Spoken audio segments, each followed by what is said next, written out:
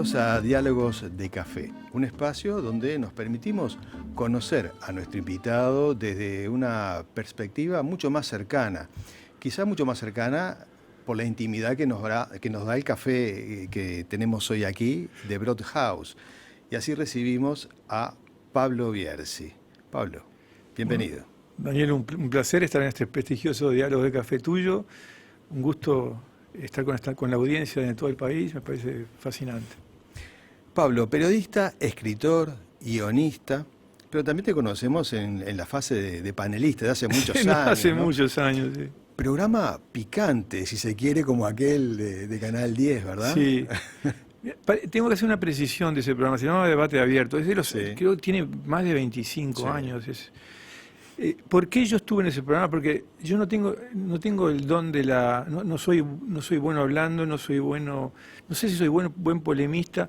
La verdad fue esta, Daniel, yo soy de la generación que me pasé hablando mal de la televisión. Mal no, que no encontraba programas en la televisión abierta desde que tengo, no sé, 20 años. No obstante, había un programa de cuando yo era chico que se llamaba Conozca su Derecho, que vos no llegaste, vos sos muy joven, pero los veteranos que nos están escuchando lo veían, de Reich Cintas, que era un programa de debate, que sí me pareció un programa muy interesante. Cuando salió Debate Abierto, querían emular aquello. Entonces, yo me sentí, una palabra que yo uso mucho, es compromiso. Si yo hablo mal de la programación, estoy hablando de hace 25 años, hablo mal de la programación, y siempre vuelvo al ancla que tengo de aquel programa y está haciéndose una opción semejante, ¿cómo voy a decirle que no? Y aparte yo tenía un rol ahí muy duro porque yo era como parte de la producción, éramos 6 panelistas, o sea, yo tenía que hacer la polémica sí o sí. Suponete, éramos 6, si había 5 que estaban a favor del café, Pablo, vos sos el que tenés que estar en contra del café. Y a veces no es fácil estar en contra del café. O te podían cambiar eventualmente en el medio del programa. Todos se volvían a favor en contra del café y vos tenías, Pablo, cambiá y ahora argumentá. Era un ejercicio de retórica. Y con mucho de entretenimiento que después, cuando yo me fui desencantando un poco, cuando veía que en la calle la gente lo tomaba mal, en algunos casos me agredían porque yo me peleaba con otro personaje. Sí, no entendían el juego. No entendía, exacto, no entendían el juego. En mi casa en esa época estuvo un director de la televisión española, un español. Estuvo unos par de días en casa y vio un programa y me acuerdo que me dijo, pues esto es humor puro, es humor puro. Claro. Pero yo decía, pero acá vos es que no lo tomo, yo no sé si es humor puro, pero es entretenimiento, es un ejercicio de retórica. Bueno, cosas de la época también. Sí. Después vinieron un montón de programas, ahora hay uno diario, y nadie lo toma como... Se sabe que es un programa, un ejercicio de retórica. Sí. Pero bueno, la gente Creo que fuimos pioneros en ese sentido, seguidores de Conozca su Derecho, pero en ese formato era distinto. Conozca su Derecho, un inmenso panel muy heterogéneo. Hizo historia, hizo historia en Uruguay. A los veteranos hizo historia. Pablo, no todos los escritores son periodistas, ni todos los periodistas son escritores. Sí. ¿Cómo entraste en la narrativa? Sí, empecé primero en la narrativa y después en el periodismo, Daniel. Yo, como a ti y a todos los que nos gusta escribir, que yo creo que la gran mayoría de las personas les gusta ser creativas y ejercer la creatividad de alguna manera, es parte del ser humano. A uno nos entrenamos más y nos dedicamos más a esto, o porque tenemos más perseverancia o porque tenemos más oportunidad, no lo sé. Pero yo desde siempre, todos mis amigos desde la infancia, desde la adolescencia, era como el que escribía de grupo, las revistitas que hacíamos, no sé, en el colegio o en los exalumnos del colegio a los 18 años, yo era el que lo hacía, el que lo escribía, hasta el himno del colegio donde yo iba lo había escrito yo. Y la primera novela la empecé a escribir a los 24 años a raíz de un viaje que hice por la Amazonia, que se titula Los Tramoyistas, que se publicó, la terminé, ya me demoraban los libros en el 79. Y tuve la fortuna, o no sé, o el destino de que se publicó inmediatamente en Brasil y se publicó en Estados Unidos, de Imposters. Y eso me marcó, yo no sé si para bien o para mal, Daniel, porque desde que tengo 29 años yo pienso, y después tuve muchísimas frustraciones, como todos en estas áreas, que no es tan difícil, porque si con una primera novela, que es muy juvenil, una novela de aventuras en la Amazonia, vista desde un no amazónico, ni brasileño, ni colombiano, ni peruano, sino del sur. Si con esa novela, que yo la considero muy juvenil, me fue tan bien y se terminaba vendiendo en los kioscos de Estados Unidos, y mis amigos que habían emigrado me decían, Pablo, estás en... qué fácil que es esto. No es tan fácil. No, y lo volví a vivir así de una manera también desmesurada, lo volví a vivir desmesuradamente con el libro La Sociedad de Nieve, cuando se hizo la película que... Bueno, sí, a veces vienen esos golpes de suerte, ¿no? Pero suerte o... es trabajo también, hay mucho trabajo. Yo creo que sí, la suerte, yo tiendo a minimizarla, no es soberbia ni cosa que se le parezca, pero cuanto más trabajás, más suerte tenés, como dicen, ¿viste? Cuanto más te ejercitas, Sí, más yo suerte creo tenés. que sí, es un 99% de trabajo. Yo pienso igual. Sí. Es así. Un método, una constancia. Es Yo así. todas las mañanas escribo desde hace décadas, o sea, entonces, y es muy frustrante a veces porque lo que estás escribiendo no tiene electricidad, no tiene carga, o lo peor, que estás trabajando en algo que tiene carga, tiene electricidad, porque tú te levantás y estás como, sentís que vibra, Sí. y de repente a los 6 meses lo volvés a tocar ese texto y está como muerto, dormido. Me ocurre mucho. Yo tengo muchísimas horas inconclusas. Y las 13 libros que he escrito, que se han publicado, sin contar los por encargo, hasta uno que hice con seudónimo, que era por dinero, vamos a decir, hace décadas, son los que consideraba yo que estaban vivos, que tenían electricidad.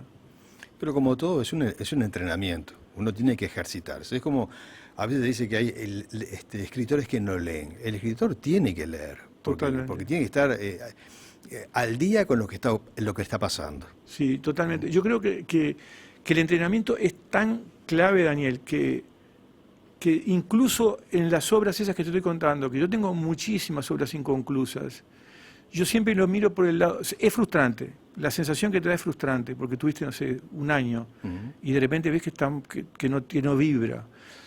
Pero es frustrante, entonces yo trato de mirarlo porque quiero tener una percepción optimista, la palabra no es linda, pero de la vida, del quehacer. Lo trato de mirar como un entrenamiento. Me entrené en un área, en un tema que jamás lo voy a volver a tocar, pero es entrenamiento puro, porque estás buscando un estilo, buscando un punto de vista, te pasaste buscando un año. Sí. Es así. ¿Tenés algún escritor como referente, escritor periodista, por ejemplo? Sí. Onetti, Vargas Llosa. Sí, tengo un referente que... Lo último no tanto, pero sí desde el primer libro de cuentos de los jefes, Vargas Llosa ha sido como escritor, como narrador, el más permanente. Cuando era adolescente me enamoré de Cortázar, me enamoré, Sí, también. pero se me fue ese amor. Vargas Llosa lo mantuve siempre, hasta el final. No sé, yo creo que con Tiempos Recios ahí ya me dejó. Y a partir de Tiempo Recios ya todo lo que vino después. Porque yo leía todo, hasta los ensayos. Madame Bovary y la orgía perpetua me pareció una joya. ¿Y por qué pasó eso? ¿Qué te defraudó? ¿Algo te defraudó o fue un cambio de estilo? Es que yo tiendo a pensar, Daniel, que no soy yo. Que él cambió de estilo o no sé, o ya no... lo mismo que te sucede a uno. O sea, tal vez ya no tenía tanta electricidad lo que leía. O sea, pero sigue siendo mi mentor. O sea, hay libros, la novela, no sé, La fiesta del chivo, que es de las cosas que más me ha gustado, son las que releo. El primer libro que me gustó, como muchos liceales de mi época, fue El Quijote. A pesar de una realidad tan distante, pero Vargas Llosa era como, porque era similar a nosotros. Me fascinaba Pérez Galdós, por ejemplo, pero es de otro lado del Atlántico. Esto es no todos son de Latinoamérica, los libros de él, ¿no? Pero es más cercano, me parecía de un virtuosismo, te puede hacer humor,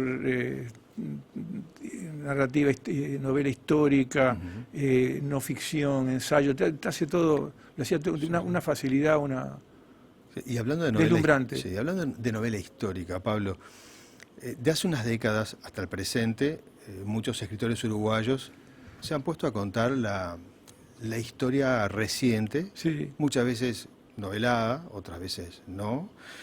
En tu caso, cumplís con esas ganas de contar lo que de repente, por otro lado, no se sabe. irrumpís en el mercado uruguayo con la redención de Pascasio Báez. ¿Cómo llegas a esa historia? Está bien, una buena pregunta, Daniel.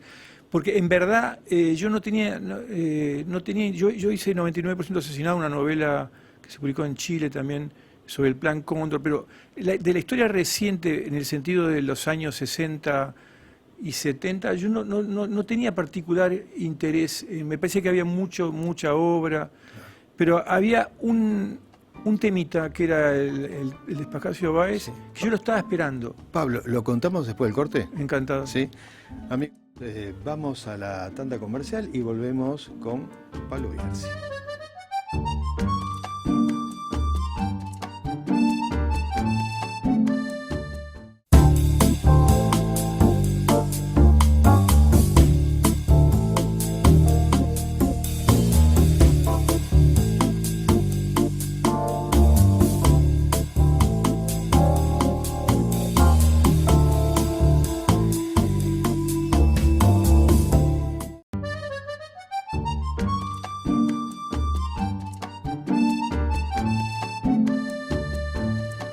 Continuamos en Diálogos de Café con Pablo Bierzi, que estamos conversando sobre la redención de Pascasio Báez.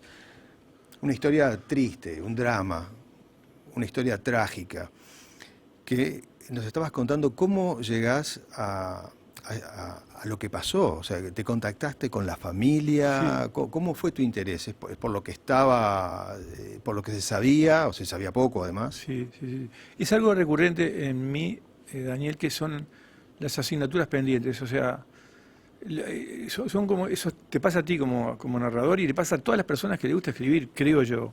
Que hay temas como que te quedan en el inconsciente y que están allá al fondo, pero que cada tanto te surgen.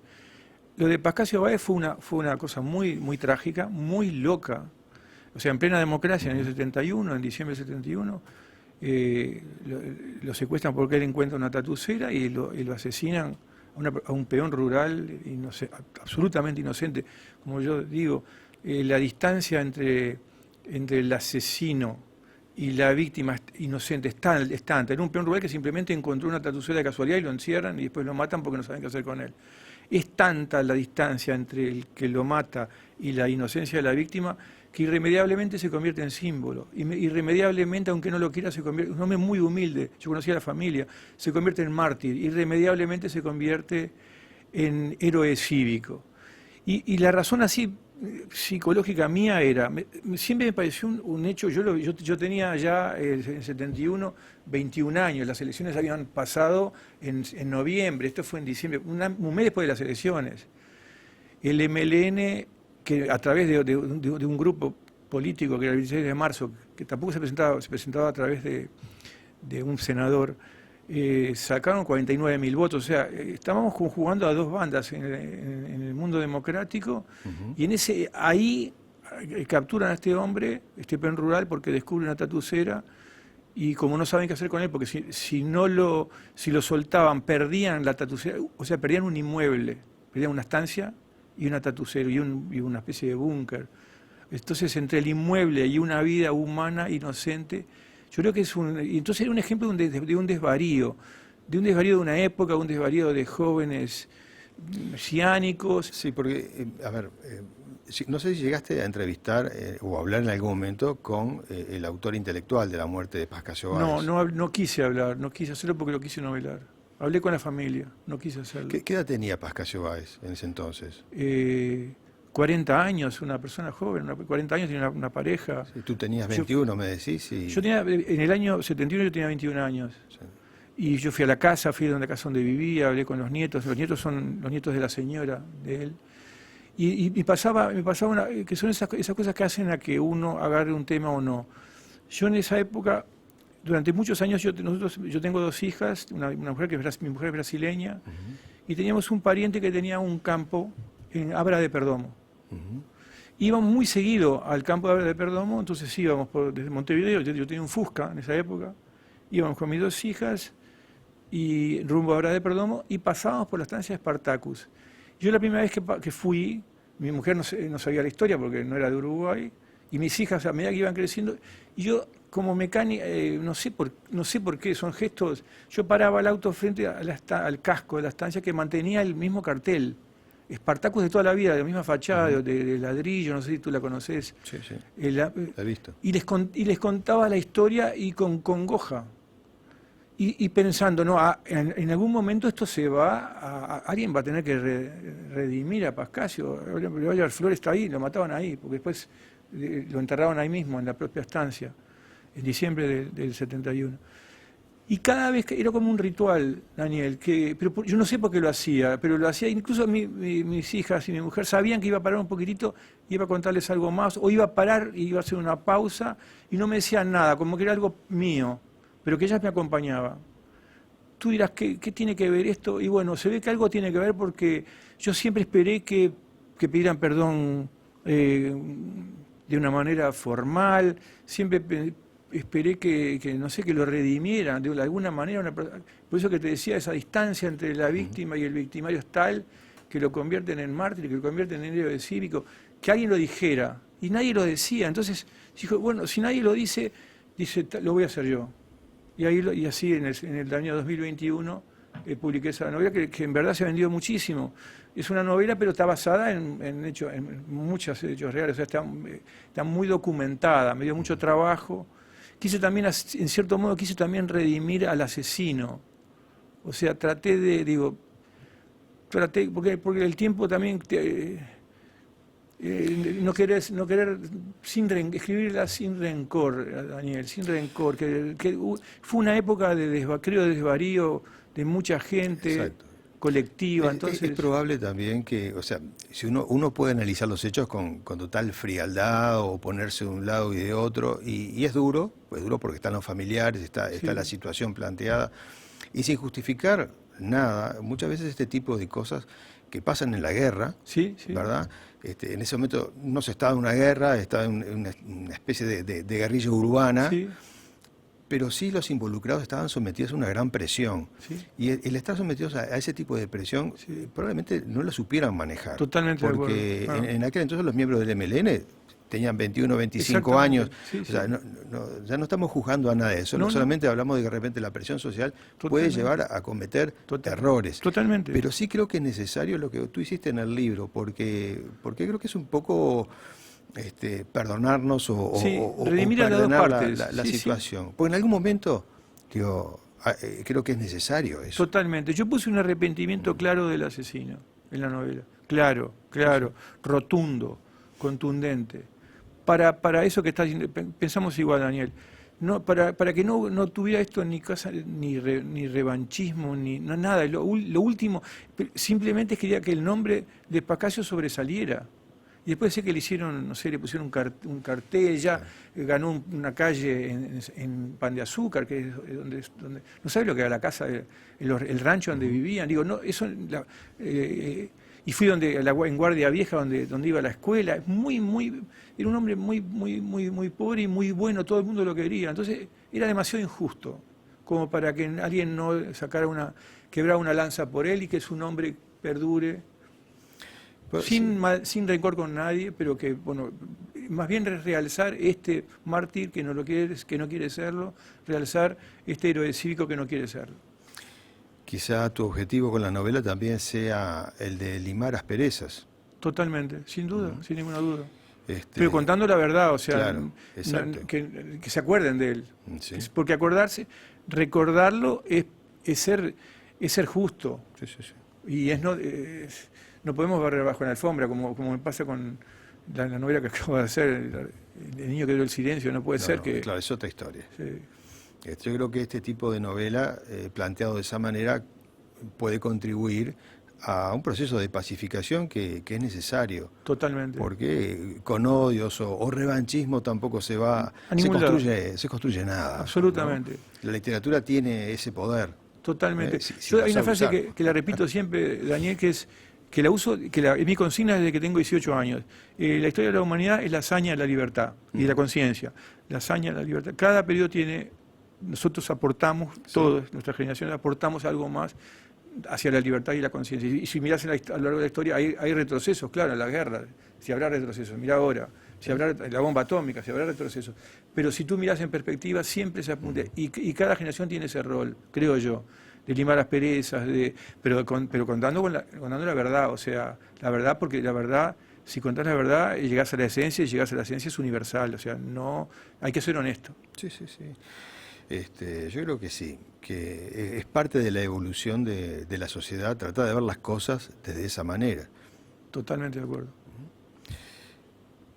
La sociedad de la nieve. Yo me he encontrado con personas que creen que el libro se hizo junto con la película, o que se hizo la película y después el libro, o Qué que increíble. nacieron juntos. Pero no es así. No, Hay, no, hay, más hay bien, un no. tiempo considerable Sí, sí. entre el libro y la Sí. película. Lo que pasa es que el libro que se publicó en 2008, que es un libro coral hecho con los sobrevivientes. A ver, empiezo con un poquito atrás. Yo soy compañero de colegio Sí. de todos los que organizaron el viaje. Es el colegio que yo fui toda la primaria y toda la secundaria, es el Estela Maris.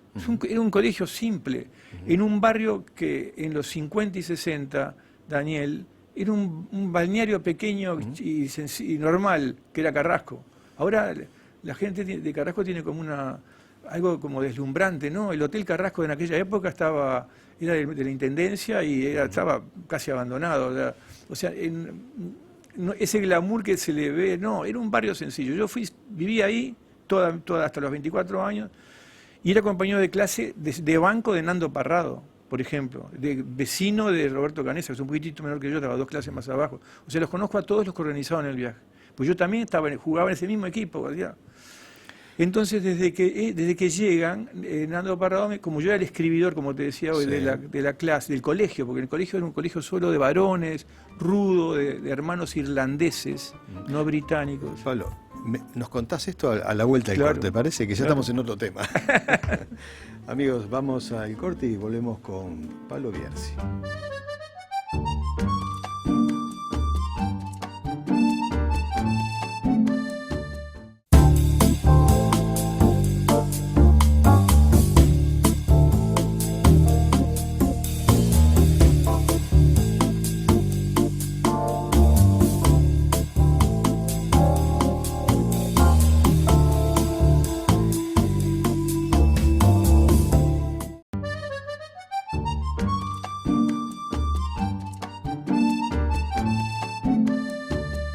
Continuamos en Diálogos de Café y con Pablo Bierzi, que estamos en el segundo tema de hoy, que es la Sociedad de la Nieve. Me decías que conocías a todos los integrantes del grupo de rugby que cayó en los Andes. Eras compañero de ellos y fuiste el primero que empezó a escribir esa historia. Ahora, la pregunta que me viene a la cabeza es la siguiente. Imagino el impacto emocional tuyo cuando el accidente, porque Sí. probablemente pudiste haber viajado también. Sí, sí. No sé qué chances hubo, si No. tuviste Sí. posibilidad y no fuiste, contame un No, poco. vinculado con la historia del Uruguay, en el 72 yo había viajado siempre que el colegio viajaba para jugar rugby, yo siempre había ido. En el 72 estamos en un momento muy especial. Ajá. Octubre del 72, acordate, el golpe de Estado Sí, viene sí, sí, sí. en febrero, Sí. el 9 de febrero, y el 27 de junio del 70 estamos ahí. Yo estaba estudiando en la Facultad de Humanidades, imagínate, estaba el mundo. Jamás hubiera ido. Me llamaron, me contaron el precio, todo lo detalles. Íntimos amigos míos, algunos fueron, 2, uno murió y Nando que sobrevivió. Otros íntimos amigos se bajaron, eso sí, estaban con el boleto comprado y se bajaron en el instante, el día previo. Entonces no hubiera jamás volado. Y lo que ocurrió ahí, a esa edad, a los 22 años, Daniel, es que en ese vuelo estaban todos los inmortales, todos tus inmortales, todos los chicos con que te criaste, Claro. tus amigos, los de la infancia, porque no solo los de mi clase, los de las otras, era un colegio tan pequeño que los exalumnos jugábamos todos juntos, era los equipos eran de 15, son de 15, eran de todas las clases, entonces los conocías, y estaba lleno a los 22 años, no sé si te pasa, creo que le pasa a todo el mundo, tú tenés en un grupo de 20, hay 10 que son inmortales, Claro. porque vos sos mortal, pero ellos hay 10 que no se van a morir jamás. Entonces cuando desaparece el avión, pero no es solo a mí, mis amigos y yo, mis amigos que quedaban en Montevideo y yo, que nos reuníamos, nos reuníamos todos los días para hablar del tema, el padre de uno era ingeniero, nos explicaba de tal. detalles, pero la sensación que teníamos, yo siempre la sensación que tuve es que no estaban muertos, tampoco estaban vivos. Yo nunca tuve tan claro lo que es el limbo. Nunca lo volví a tener también. Lo que es como la nada, como que no estás vivo ni estás muerto. ¿Dónde estás? Porque no había aparecido. Claro. O sea, el avión se fumó. Ujú. Se fumó. Y si está lleno de inmortales, esto es psicológico, ¿viste? Está lleno de inmortales, no cayó, no están muertos, porque los Andes, yo no lo conocía los Andes. En esa época no se viajaba. No, claro, no era regular. Después cuando uno atravesó los Andes y vio la locura de lo que era, sí te das cuenta que se podían haber perfectamente perdido y nunca los hubieras encontrado. Sí, claro.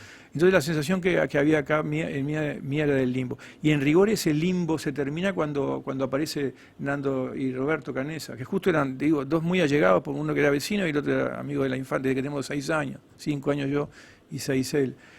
Ahí cuando aparece y ellos en la carta de Nando dice que hay otro arriba, eran 2 y 14 allá, ahí sí te cae la ficha, hay 29 que se murieron y entre ellos hay un montón de inmortales. Eso fue implacable y la lectura de la lista fue de los momentos más dramáticos. Claro. Entonces todo eso hace que vos tengas, y Nando llega y lo primero que hace es pedirme que lo ayude. Ojo, el libro era de Nando, yo le iba a ayudar a Nando me pide que lo ayude a él, Y después nos damos cuenta, yo tenía 22 años, yo escribía pero en forma completamente amateur, o sea, claro. Y inmediatamente surge la necesidad a ellos, me recuerdo que viene el presidente del club, a decirme, Pablo, mira que esto te va a quedar grande porque tiene que venir un libro de afuera gigante, claro. O sea, en inglés, con Pierre Paul Reed, que era, no sé, ahijado de Graham Greene, o sea, sí. Una cosa grande para aplacar todas las mentiras que están surgiendo. Claro. Entonces, por favor, da un paso de costado, por supuesto, más bien, digo, yo estaba haciendo porque me lo había pedido Nando, obviamente, y se hizo ese libro que creo que fue muy bueno, Viven, sí. Pero fue como urgente, un libro urgido por la premura, ¿viste?, de que había que aplacar todo. Entonces me pareció desde el primer momento que quedaba un montón de cosas pendientes, que era no qué pasó, sino qué nos pasó. Porque ellos me contaban, Nando me contaba, Roberto, todos me contaban, y yo me daba cuenta que en los Andes había surgido una sociedad completamente nueva y totalmente contraintuitiva. En la situación más desesperante imaginable no surgía el sálvese quien pueda, no surgía el egoísmo, sino que surgía la compasión, la misericordia, la fraternidad. Eso había que contarlo de esa manera.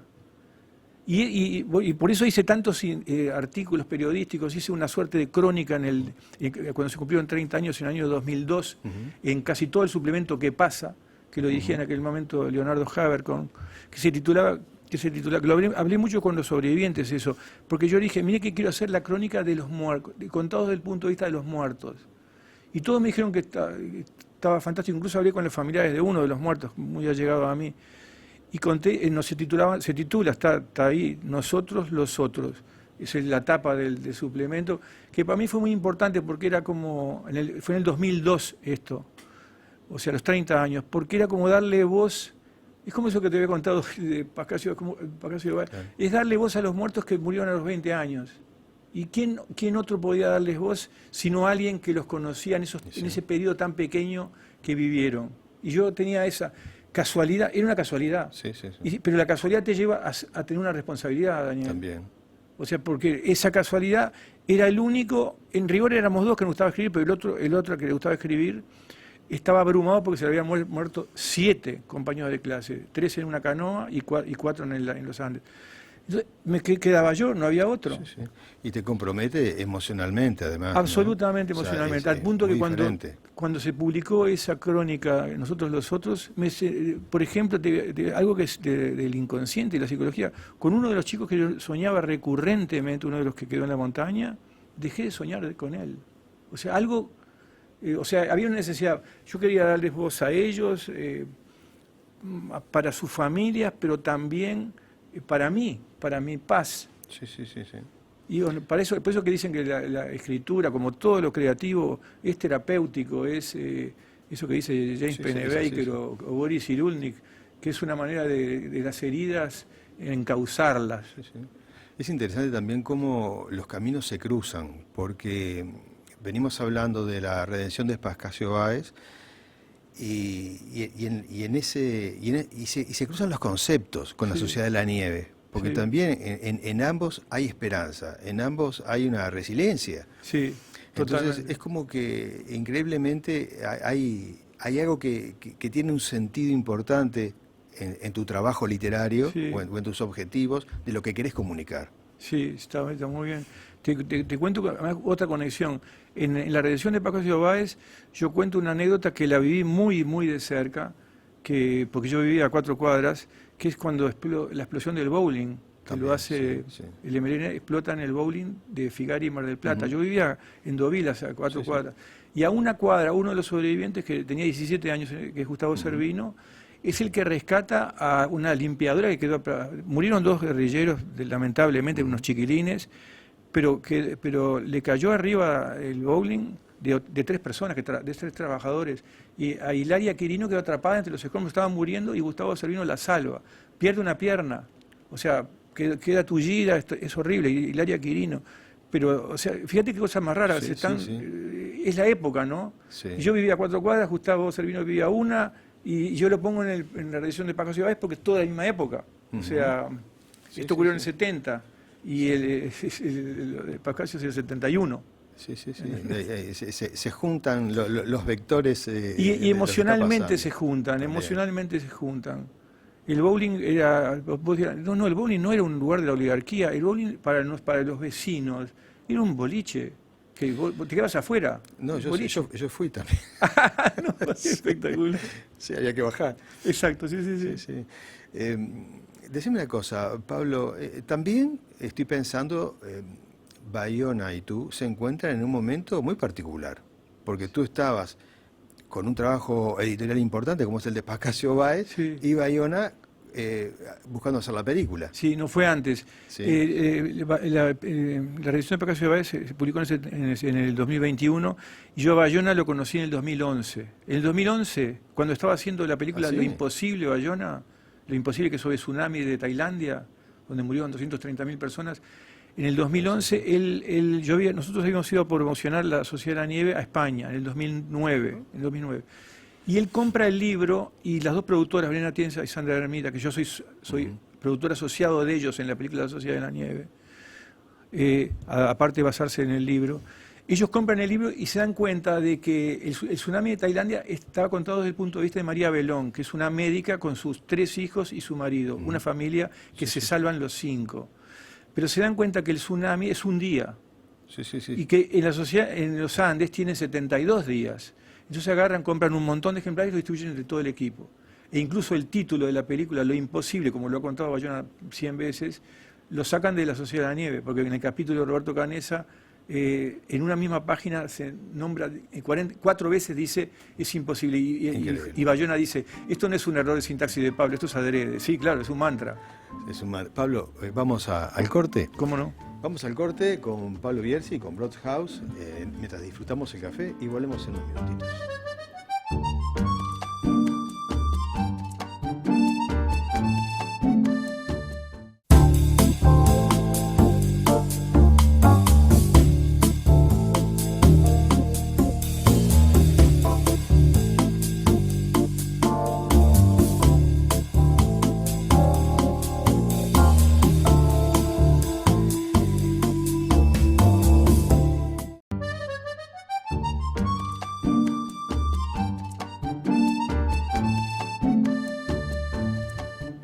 Continuamos en Diálogos de Café, disfrutando el café de Broadhouse, que tiene dos casas, una en Líbano 1428 y la otra en Pocitos. Pablo Bierzi, hablamos de la Sociedad de la Nieve y bueno, solo me quedó algo por preguntarte también con respecto a la Sociedad de la Nieve. Gran parte de esta historia se rodó durante la pandemia. Sí. Calculo que también en ese rodaje con un contexto tan dramático como el que se vivía entonces, o de incertidumbre, ¿cómo afectó a los actores. Sí. Porque lo que estaban actuando era una situación también de aislamiento. Totalmente y de incertidumbre. Yo creo que en cierto modo, soy productor asociado, o sea, acompañé todos los pasos, del 2011, del 2016 al 2023, cuando se hizo toda la película. Estuve permanentemente como productor asociado y como desarrollo de guión y como autor del libro. Sí, lo que ayudó fue un sufrimiento atroz. Los 4 meses de rodaje en la montaña española, en Sierra Nevada, atroz, y nos permitió hacer una especie de sociedad de rodaje, que era una emulación muy suave de lo que fue la Sociedad de la Nieve. O sea, en cierto modo, la locura que estábamos viviendo, el que caía enfermo uno, el otro, más una situación complicada, porque estábamos en una estación de esquí con todo el hielo y nevado, y fue todo tan caótico, al mismo tiempo tan organizado, una película grande, claro, con muchísima protección, con muchísima seguridad, pero era una locura. Yo era más el más veterano y no me contagié, creo que somos de 325 que no nos contagiamos.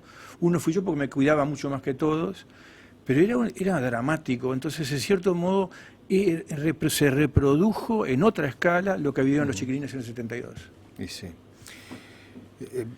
Pablo, los temas difíciles que estamos tratando en cada uno de tus libros, en esta amena charla, nos llevan también a tu última publicación. El niño que heredó el silencio. Un título que lleva a la reflexión, sobre todo cuando nos enteramos de qué trata. Tenemos por aquí. Recién salió al mercado y me decías que también hay una edición en España. En Argentina, en Argentina y sale en España por la misma editorial con otra portada, por Suma de Letras sale, que es de Penguin Random House, en febrero. En cierto modo, a ver, está vinculado un poco con lo que le pasó a la película. Es un tema que lo traigo desde siempre, te explico por qué, Daniel, el del abuso. A ver, una de cada 2 personas, dice la OMS y UNICEF, una de cada 2 personas de niños sufre violencia, una de cada 2. Psicológica, física y en algunos casos, 1 de cada 3 dicen en España, 1 de cada 5 dice UNICEF, en las mujeres y 1 de cada 7 los varones, sexual, abuso sexual o violencia sexual. Entonces, lo que pasó es un tema que yo lo traigo desde muy, muy atrás porque yo lo viví en la infancia, adolescencia y primera juventud, que estaba oculta, estaba ahí. O sea, ¿te enteraste de casos cercanos? Muy cercanos. Los perpetradores se jactaban.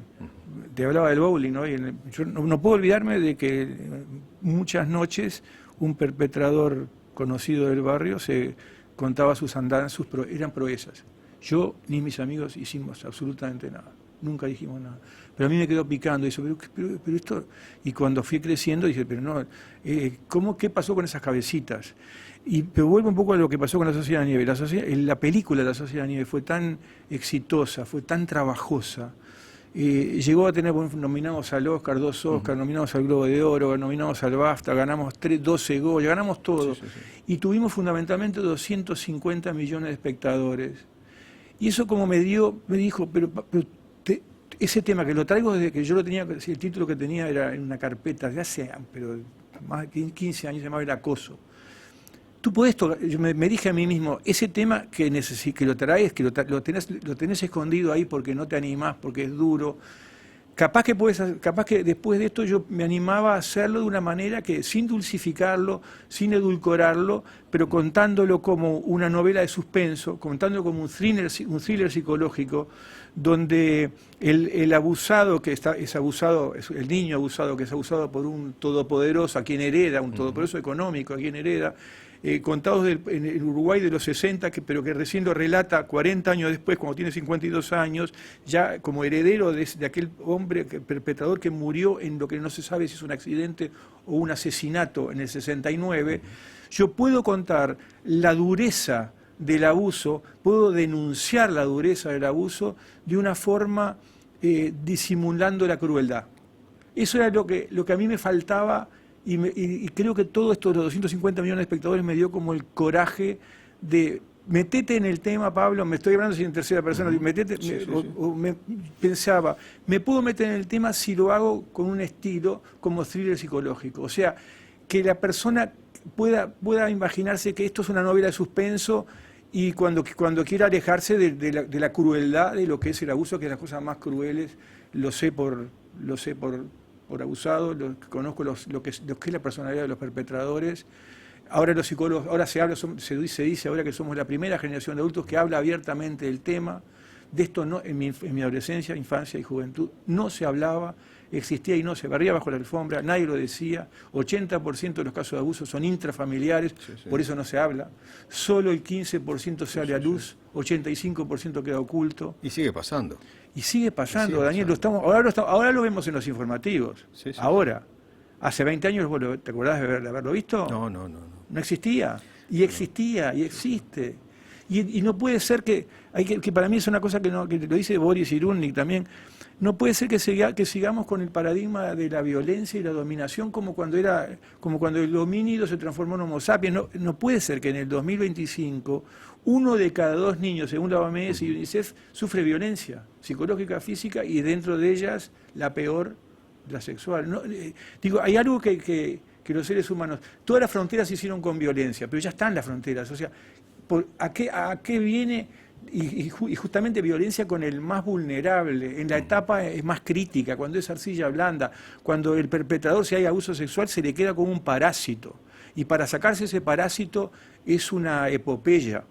Si no lo declara, se lo queda adentro. Lo que yo hago acá es, como te decía, para no dulcificarlo, pero para que no sea un túnel sin salida, para que el lector sea coautor, sea cómplice mío, yo lo voy llevando y hay una redención al final, hay el abusado que hereda al perpetrador, se convierte en una persona todopoderosa en lo económico, por una circunstancia casual, un recuerdo y una llamada por teléfono de alguien de la infancia, empieza a recrear qué fue lo que ocurrió entre el año 63 y 69, cuando abusaron de él y lo violaron, y en el 69 cuando muere el perpetrador, que no se sabe si es un asesinato o es un accidente. Entonces, rehaciendo todo ese periplo, va abriendo las puertas, las compuertitas que cierra la persona que tiene un trauma. Claro, la mente bloquea. Bloquea. La mente, el mecanismo de defensa son negás, reprimís o bloqueás, fundamentalmente bloqueás. Y entonces tu desarrollo está totalmente trastornado, porque no es el desarrollo, tu potencialidad, es como tenés el 1% de lo que serías. Entonces yo, por eso que también es redentor en este sentido, es que el personaje llega al final del camino y encuentra la verdad. Y al encontrar la verdad de lo que ocurrió, es como que lo hubiera declarado cuando tenía 12 años, se lo hubiera declarado, le hubieran creído y se hubiera condenado al culpable. Lo hace 40 años más tarde, sin tener a alguien que le cree. La peor escenario es cuando el abusado le cuenta a los del apego, que son la familia, mamá, el papá, los que le tienen que dar seguridad, los que le tienen que dar confianza, le cuentan o no le creen, o el peor escenario, le creen y le dice, no, cállate porque es el abuelo, es el tío, es acá el pariente, millonario. Claro, en la novela, digamos que tu novela lo que busca o podría ser es una novela que facilita al lector que de repente llega a una casa y la persona que lo lee conoce una situación así y empieza como a darse cuenta, o sea, el problema que existe, o sea, que tiene que hablar. Es una herramienta para despertar como utilizando lo novelado, sí, como eso, ¿no? O sea, un puente para decir. Es exactamente eso. Ayer hice una presentación en un restaurante ahí en Pocitos, estaba lleno de gente, y a mí me fascina, y antes de ayer estuve en Florida, y siempre, Daniel, siempre que estoy con gente hablando de este tema, salen, voy a decir algo que nunca lo conté, y de repente es una persona que tiene 60 años. Ah, bueno. Siempre. Sí. 100% de los casos. Sí, es tremendo. Ya estamos terminando el bloque, Pablo. Es la verdad que interesantísimo todo lo que hemos tratado y nos quedamos cortos porque uno está profundizando en la parte oscura del ser humano. Es un poco así, pero con optimismo, o sea, buscando la luz al final del túnel, Daniel, sí. Es la manera. Como sos tú también. Es la manera, es la manera. Grandes estrellas de la música y del mundo han denunciado, como Demi Moore o Axl Rose, Oprah, a ver, Gloria Estefan. Mia Farrow. También. Dylan Farrow, la hija de Woody Allen. Cantidad de conocidas figuras. Pablo, tenemos para vos, espero que te guste, de Broadhouse, este Estupendo. lindo obsequio para mañana amanecer, en fin de semana. Espectacular. Muchas Gracias por tu visita. Un placer, Daniel. Me fascina hablar contigo. Tenés una paz, esa paz que esconde, que trasunta una sabiduría especial. Me encanta hablar con personas así. Bueno, muchas gracias. Amigos, espero que ustedes hayan disfrutado, así como lo hicimos nosotros, con este encuentro profundo y ameno, disfrutando del café de Broadhouse con el escritor Pablo Bierzi. Adiós.